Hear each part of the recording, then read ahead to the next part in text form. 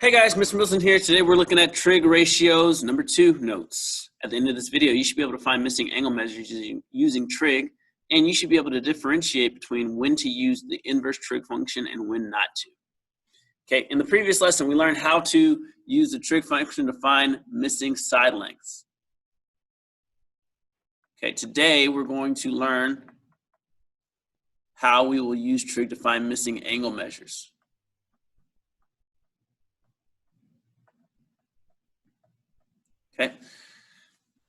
Okay, so here, let's jump straight into an example. It says write out the equation you would use to find the value of the variable. Do not solve yet. Notice our variable's here. It's an angle. Our process is going to be to identify our sides. This is the opposite side. This is the hypotenuse. This is the adjacent.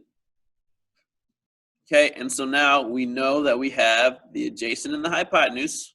So going back to SOHCAHTOA, adjacent and hypotenuse tell us to use cosine.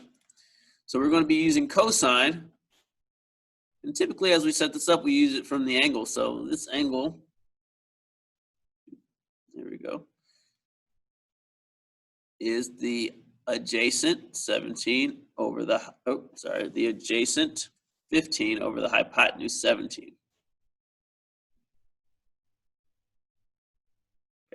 Where's our variable? You notice our variable is the angle. Outside of the ratio. Or by the trig function, however you, ratio, all right. Or by the trig function, okay? Getting the variable by itself requires us to do something called the inverse trig function. Okay. We cannot divide by a trig function, okay? Since sine, cosine, and tangent are simply descriptions, they are not numbers. Yeah, let's say that.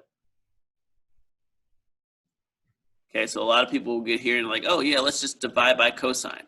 But remember that cosine is not really anything. It's just it's really a ratio between two numbers that stays consistent, okay?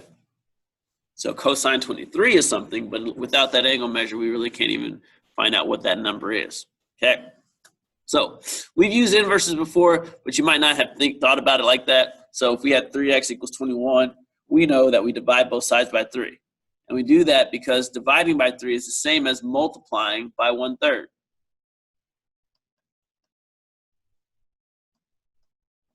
Okay.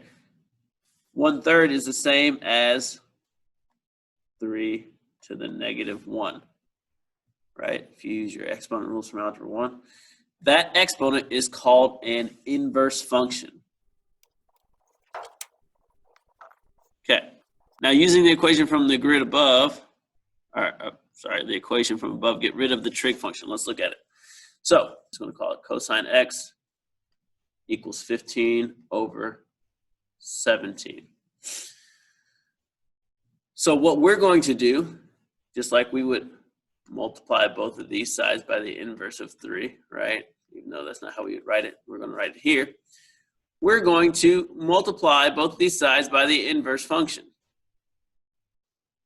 So I'm going to multiply this side by cosine, inverse cosine. I'm going to multiply this side by the inverse cosine. On this side, the inverse and the thing that's inversing basically cancel each other out. That's how we can think of it. And on this side, we can actually do this operation. Calculator up.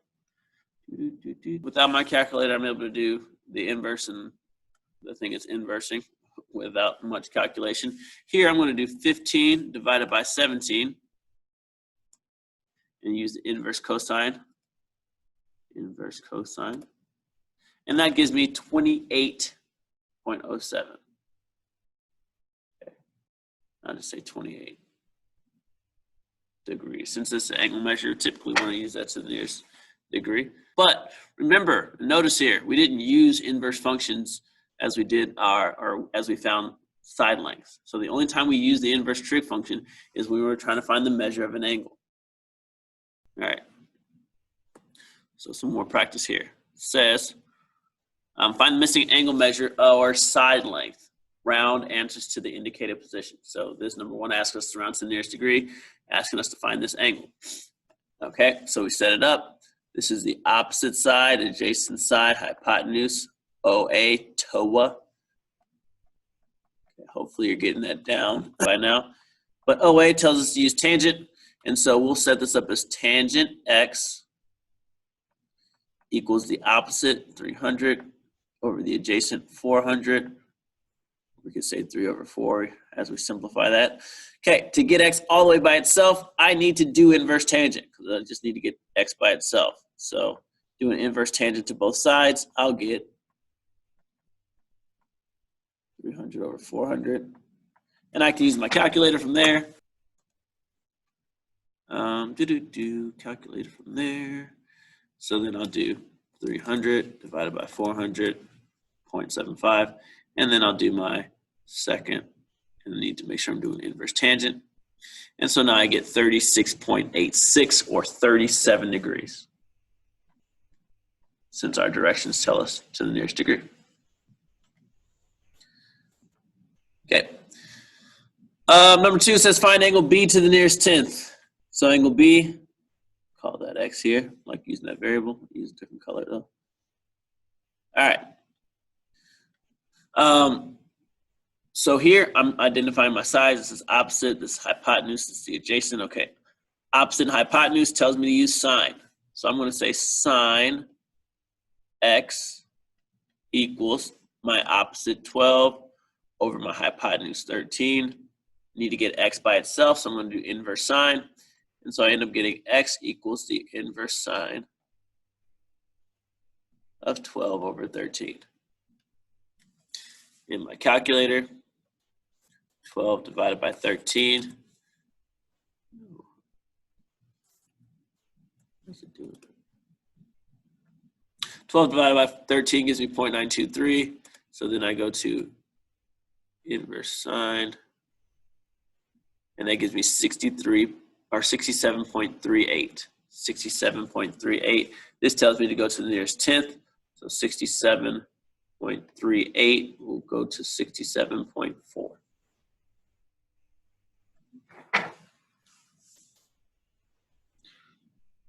Number 3 asks me to find this to the nearest hundredth. You'll notice that they're asking me for x and y. Those are both side lengths. Okay, so from 36, the angle that they identify for us, this is the hypotenuse, y is the opposite, x is the adjacent, and so I can set this up to find x. I'm going to need to use adjacent hypotenuse cosine. So I'll say cosine 36 equals the adjacent x over the hypotenuse 7. Okay, solve for x, multiply both sides by 7. I should get 7 times cosine 36,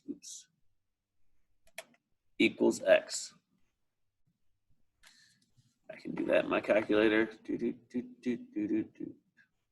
7. I need to find cosine 36 first, don't I? All right, so I'm going to do cosine 36. All right, it's 0.809 times 7. And that's 5.66 to the nearest hundredth. All right, finding my y. Again, this is opposite. I know the hypotenuse, so I'm going to use sine, opposite and hypotenuse. So sine of 36, opposite y over hypotenuse 7. 7 times sine 36, right, because I need to multiply, equals y. So 36 sine of that times 7, 4.11, okay, to the nearest hundredth. Okay, and so now we'll notice, we didn't have to do inverse function because we were finding the side length. For number 4, it asks us to find angle A. So from A, we have the adjacent side and the hypotenuse. So that means we're using cosine. And so cosine A should equal the adjacent 10 over the hypotenuse 14. I do need to get rid of this cosine, so I need to now use that inverse function, right? So it's going to be the inverse function of 10 over 14 should equal A.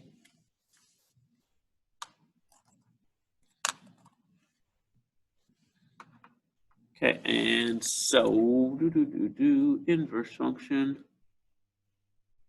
All right, 44.4.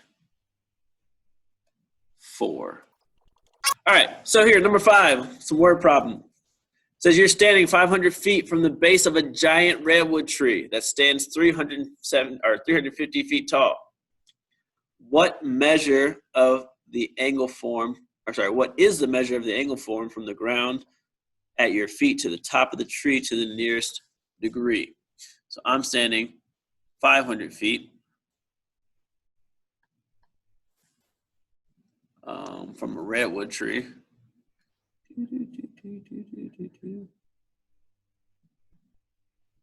All right, perfect tree, right? All right, and it stands 350 feet tall. All right, so we're here. Let's put some numbers here. So 350 feet tall. I'm standing 500 feet from it. It's asking what this angle is. All right, so from the drawing to the triangle, wants to know this, 500, 500, 350. All right, so now I'm going to identify my sides. This is the opposite, this is adjacent. That means I'm using tangent. Tangent, I want to find this angle. I don't know what it is. X equals opposite 350 over adjacent 500. Just like 35 over 50 or 3.5. Okay, well, that's all right. We'll get it done. And so in our calculator, actually, before we get to our calculator, we want to find out what we need to enter into it. I need to get X by itself, so I'm going to multiply both sides by inverse tangent. Okay, and so I get X equals the inverse tangent of 350 over 500.